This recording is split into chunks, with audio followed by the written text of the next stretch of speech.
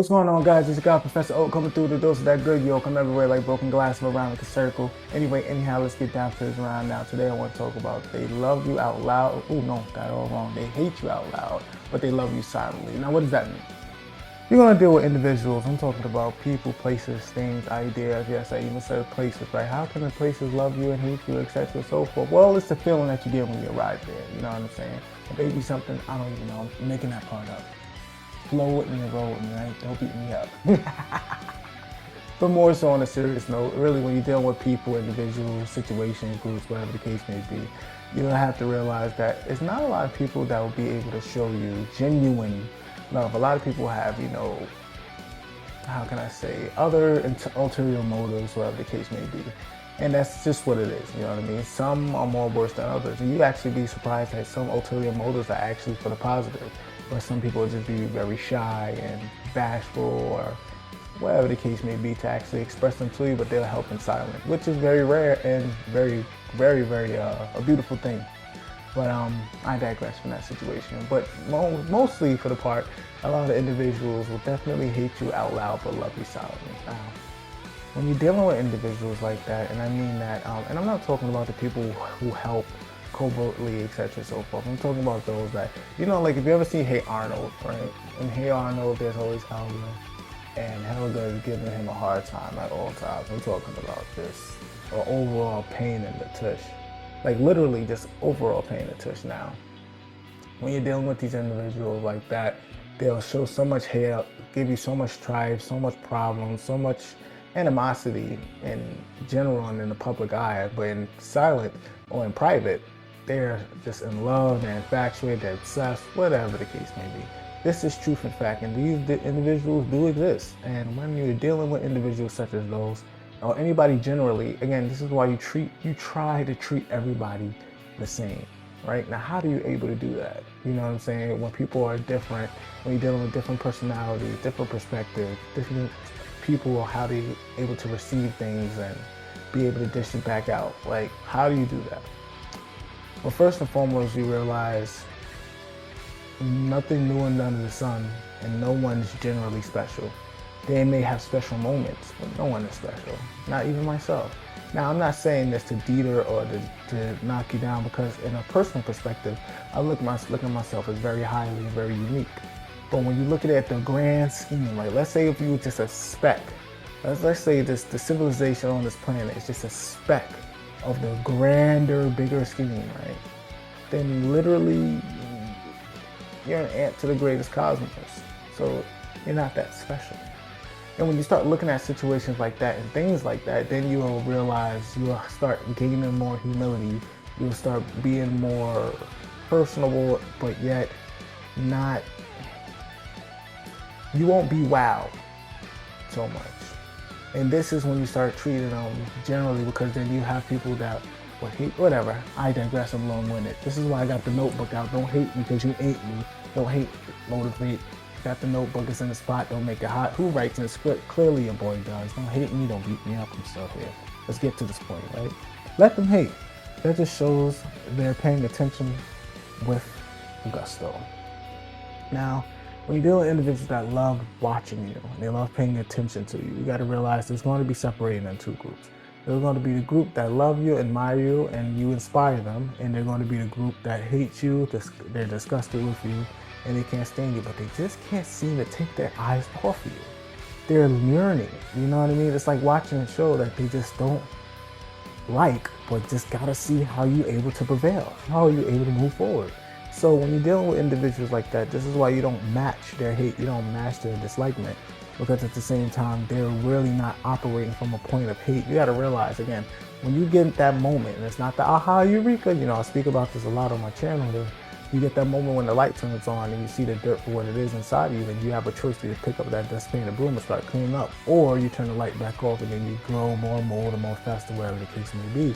And again, people do that, and you can tell who do that, and you can tell the ones who kept the light on, and they're doing the inner work, because then they'll be more personable, and you can tell they're a work in progress. There's something different about them, etc. and so forth.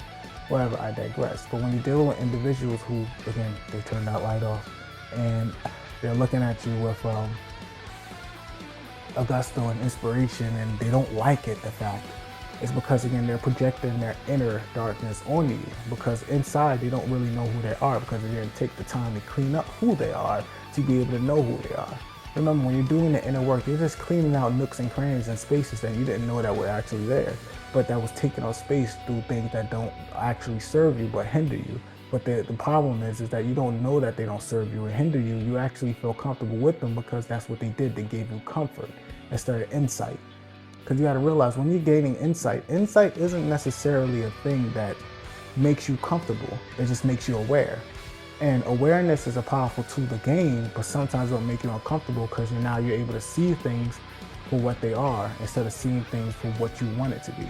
And that right there is a big difference.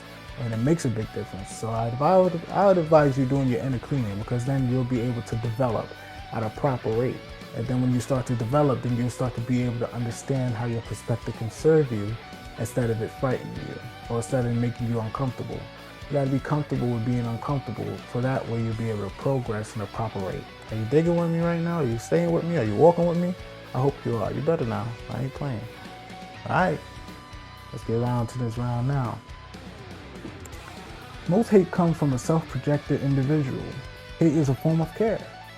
Now, when I say hate is a form of care, I need you to realize we're not dealing with that pure hate that's very rare but very dangerous. I'm talking about the hate-love pendulum. That, you know, people, they hate you so much, but behind all that hate is literally just like jealousy or envy, whatever the case may be. You know what I mean? You got to realize some people actually hate you because they can't be you or be with you, and they don't know how to handle that type of denial. And when you're dealing with individuals like that, you don't hate them back. You don't match their energy. You don't do any of that. All you do is just keep your distance, because number one, they're still in an unstable perspective. That's one. Secondly, when you're dealing with individuals such as those, you love them from a distance as well. Why? Because again, they still have growing to do. And being that they have growing to do, you want to give them that moment and opportunity, so when they do decide to take that path of growth, they can always look back and reminisce and learn from that moment for when you gave grace. Because if God gives you grace, you do likewise. And if you're able to do likewise in that situation, then you'll also give a moment for them to learn, to be able to mimic for their present and to better their future. So when you're doing those situations and when you're experiencing those situations, you never want to match their hate. You either want to speak kindly or just get away from the situation, because that way you don't want to ever take a step back from your growth, because it'll be certain times when this is happening, when you're growing, when you're in a growth stage yourself. And when you're in your growth stage and when you're learning, you're growing, and you haven't hit a point of development of understanding on how to handle it, because when you hit that point of development of understanding and how to handle it, then you'll be able to answer in a well-rounded fashion. Doesn't matter how it comes at you, which way side, you'll be able to answer it properly. But when you're in a growth stage and it's in the development stage, because even though you're a constant state of development, when you didn't hit that point of development to be able to answer it in all sides and shades, when you're developing it and you're working on it in that point, like it's active, is actively working, like you're consciously active, not even subconscious. I'm getting too deep with it. When that's happening, you want to be very sensitive how to handle it, because you don't want to take a couple of steps back to the point where now you're entertaining a situation that will now add more dirt into your part where you was already cleaning up. And then now you took a couple of steps back from your growth, and then now number one, you just created a moment that you didn't learn from, and you also created a moment for them that they can't learn from for when they decide to make their growing path. So you want to stay away from that situation, right? Just kind of just either say things kindly or separate. Simple as that. Don't over intellectualize it. Just either you can handle it and you can't. If you can't, separate. Simple as that. You don't ever want to dim your light for anybody, but you also don't want to turn off your light to be able to match their darkness. That doesn't make sense at all. It's not profitable, it's not beneficial, and you'll be doing more harm to you than you are to the situation and to the other party if they ever do decide to grow. Remember, you want to think positive on their potential, not negative. I digress. Most hate is on the love-hate pendulum. Pure hate that is actually ready to counter and wouldn't wish it on anybody to experience. Now, when I already spoke about that when love-hate is on the pendulum, because they're not even really in that pure hate. Trust me, I've met individuals, not a lot, thank God, but I've met few individuals that have that pure hate, and that pure hate isn't, number one, it's a frightening thing, yo. And I'm talking about, this isn't that pure hate when you see that fury out front. No. This is pure hate that you could be talking to somebody and they'll be having a regular conversation with you and you don't even know that they feel it. They feel that way towards you. That's that pure hate when it's so masked behind it, that is so deep and it's so ingrained that that conversation that they're having, they're just building up comfortability just to tear you down for the great pit. Like they're calculated. That pure hate is. When it's on the love-hate pendulum, those are just a feeling in their emotional basis, and it is what it is. But when you're dealing with individuals that have pure hate towards you or towards a situation, they're dedicated, they're calculated, and you wouldn't even know it unless your awareness and your perception is developed to a point where you can sense it. Like, I'm talking with this individual, but something isn't, it's not like they're there. You know what I mean? They feel, it's like it's, what they're doing right now is like, you can tell like it's something hidden behind this conversation. There's something more to it. And again, you will understand it when you develop to a point, but trust me, there are those out there that have that pure hate in them, and it's a nasty, like, you will really be surprised because you wouldn't be able to tell. On the forefront, you wouldn't be able to tell. But you gotta have that foresight to be able to see, like, something's wrong with this individual. They have a lot of animosity behind their words. They have a lot of hate behind their words. And the reason why you were able to tell, I'll give you an insight on it, is that sometimes they slip up. Sometimes. And they slip up to the point where you will see it, and it's so deep, it's so ingrained, like like you'll see, like they'll say something and there'll be so much malice behind it. You'll be like, yo, whoa, where did that come from? We was having a conversation. Sometimes they even try to get some of it out of it, just in the middle of a joke. And be like, yeah, whatever. You've never been successful at all anyway. But the way that they'll say it, it'll be so much malice. You'll be like, whoa, that wasn't even. No, I'm just joking. Yeah, right. Sure you were. I digress. You gotta stay away from them. I'm telling you, it's sick out there. Crazy. To hate is literally to work twice as hard just to fulfill an emotion that can be healed with self-care. And that's another thing. When you're dealing with individuals that don't do the inner work, remember, a lot of people don't do the inner work. And I'm not sitting here stating that I am infallible. I'm not sitting here stating that I am this Dalai Lama that's able to do it all, see it all, cool it all, whatever the case may be. What I am saying is that I did quite a bit of inner work in myself to be able to sit here and speak about it in a very direct manner. And I feel very proud of myself. Now, I'm not filled with pride towards it, but I am very proud of how far I've come. And I'm also humble enough to know that I have way more to grow. And I know there's others out there that probably went through maybe even more strenuous experiences and they learned from it. So I'm not the only one that's went through their own trials and tribulations, but I am some of those. I am part of the some that went inside and did the inner work, and I'm very proud of that. And I thank God. Why? Because I'm sexy. Hey, don't hate me, because you hate me. But I digress, right? So, but when you're dealing with, hold on, I just want to piggyback to literally to work twice. Yes, because they work twice as hard. You gotta realize, like, when you work on something, like, and it's like you hate something, like, first and foremost, in order to hate, you have to feel something's uncomfortable. Something's making you uncomfortable. Like, it's not agreeing to your perspective. Like, it is what it is. And to be able to keep that there, you know what I mean? Remember, emotions come and go.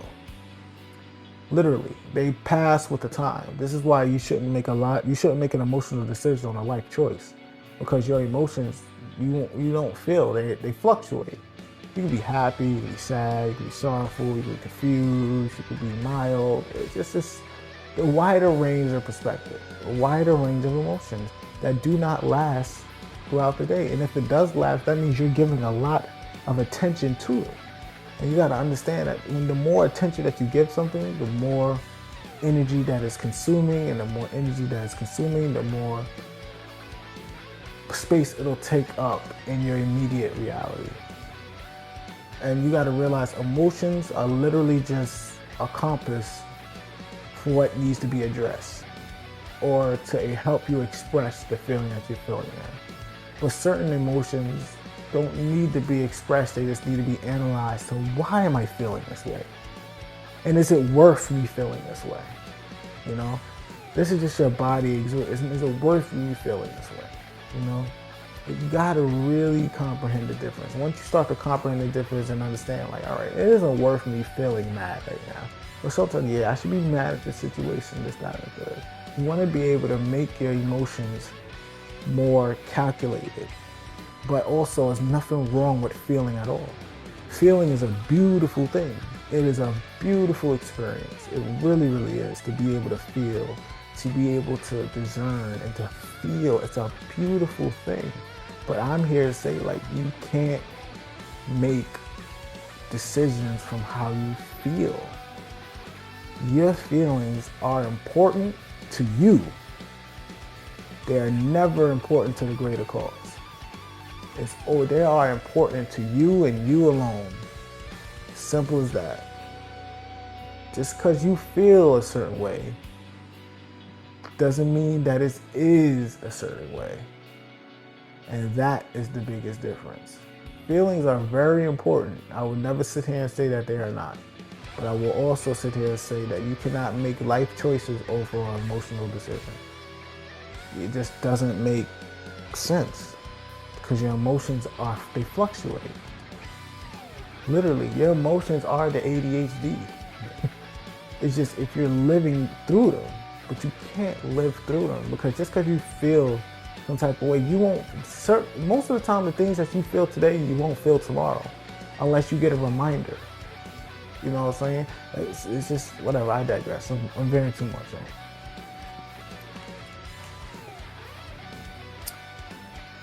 The love is silent because most of the hate is front because they don't like the fact that they love you. I'm gonna say that again because I've written that a little fast. The love is silent because most of the hate is a front because they don't like the fact that they love you. You gotta realize you got individuals out there that really truly do love you, but they don't even like the fact that they love you. Like, they can love you so much and so hard and be so obsessed and so infatuated that they'll give you the hate part because they don't like how they feel towards you. And it's a totally them problem. Like, you're not even doing anything, you're just existing. You're just living out your life. And they will have so much hate and animosity towards you, all because they have twice or thrice as much love for you, and they don't like the fact that they love you. They don't like the fact, like, oh my gosh, I don't like the fact how this individual makes me feel, etc. and so forth. And you're not even doing anything. This is just how they're perceiving who you are. And it is what it is, you know what I mean? You know, look at that as a compliment, that you're able to have such an effect on an individual. It's a beautiful thing. And this, there we go. And this is why I always state that you treat people generally and not personally, because you don't know the battles and the trials and tribulations that they're having on their path. You don't know. Who knows? You know what I mean? We're all still learning and we're all still growing. But in the midst of our growth and in the midst of our learning path, why would I be a hindrance? Because even if I am a hindrance, God forbid, of course, there's still going to be a lesson for you to learn from. So why make your lesson more difficult than what it needs to be? I don't have to participate in your hate. I could just separate. Hey, I like it. You know, I could do that. And I will do that. And when you're able to grow and you grow to a point and when you're developed, you can able to reminisce on that situation or that experience of that connection and learn from how I'm able to do that. And then you can be able to do likewise if you so choose to be able to handle that situation in the same manner that I did, whatever the case may be. And that's pretty much it from there. Yeah. And yeah, I'm gonna end it off again. Again, this message is for the adept out there, for the master, the expert, the pro fish and the e-fish and the selfish, and the one that's always doing it and never losing it. That's growing, it's glowing, it's growing at all times. Keep it up, keep it up, keep it up. Remember, speak good, do good, see good, because when it is good, it's all good. Can you dig it? And for the haters out there that love looking at your boy, make sure you look at my good side. You know that I'm sexy. I know that I get my hair done, don't get me out. Jeez. Peace, love, and light, guys. I'll see you guys on the next video.